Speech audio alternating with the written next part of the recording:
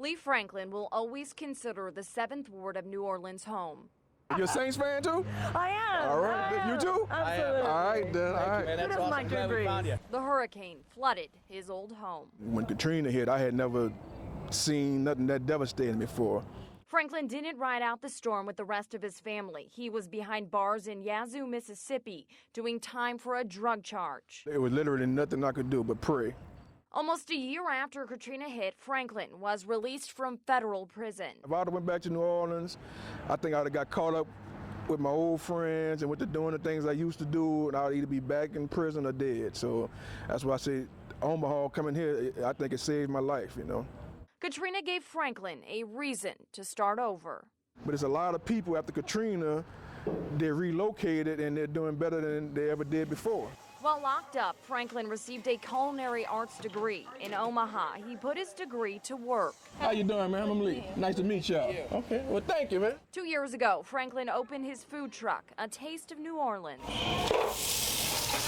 Yeah, when they come here, I tell them you're in New Orleans when you're here. So whenever you come here, just like you're in New Orleans. Most of the time, Franklin is parked at 84th and West Center Road near Canfields. But as the truck gains popularity, Franklin has been dishing out his jambalaya all over town. I love it. Just to see the smiles on their face when they get their food and say it's the best thing they ever had and how they love it, it makes me feel real good. There's one of them here. A decade after Katrina hit, Franklin may not be home, but he's where he belongs. Glad you enjoyed it. Thank you. Okay, y'all have a good day now.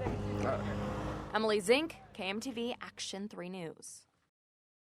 I'm a certified claimant because in 1964 our government passed legislation to allow those American citizens who were American at the time to prove what their assets were that were lost. It took many years.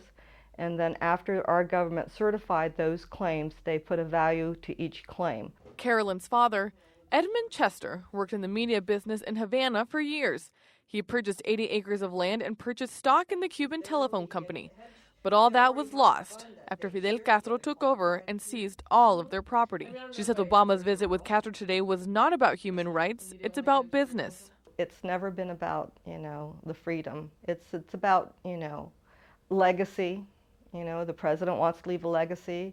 It's about, making money in Cuba. Assistant Vice Chancellor at the University of Nebraska says Obama's administration has the right intentions in meeting with Castro. Part of it is we don't have any trust in one and the other. In order to reconcile the issues, they're going to have to build up enough confidence in one another that they can follow through on the agreements that they make with each other. So that's going to be important, and I think that President Obama taking the initiative and going there is really kind of helped to move that process forward. Chester says the first step should be addressing the claims, but is happy for the Cuban people who are excited for the new diplomatic relations. Hopefully things will change. Who knows? Maybe the gringo dinero will make things different.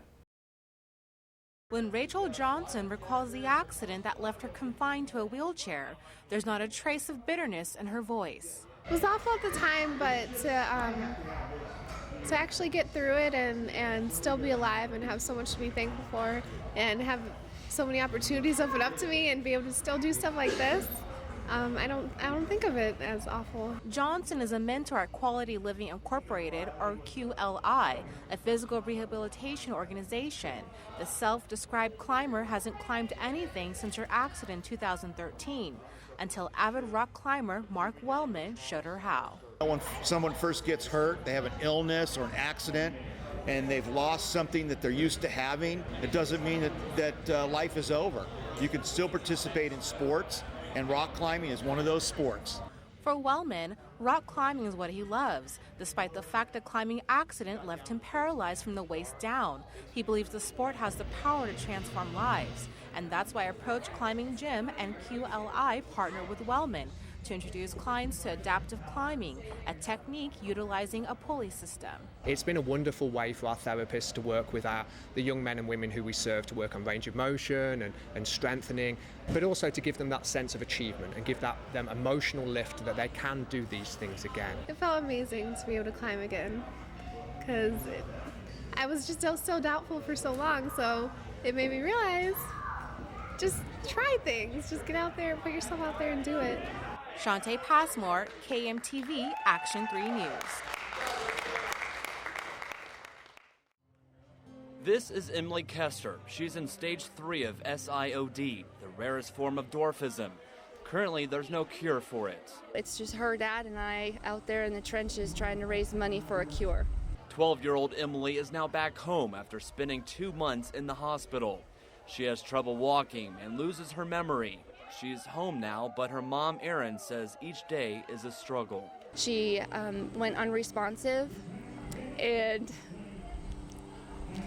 for about a week, they didn't know why. It has to do with her disease, and there's just a lot of answers that aren't there. Her parents are now working to get those answers, holding events like this 5K race to raise money for Emily and others battling this rare disorder. The unfortunate thing about this cause is it affects so little, but yet the impact is so wide. They hope more people who know about the condition will help Emily and the few who live with it.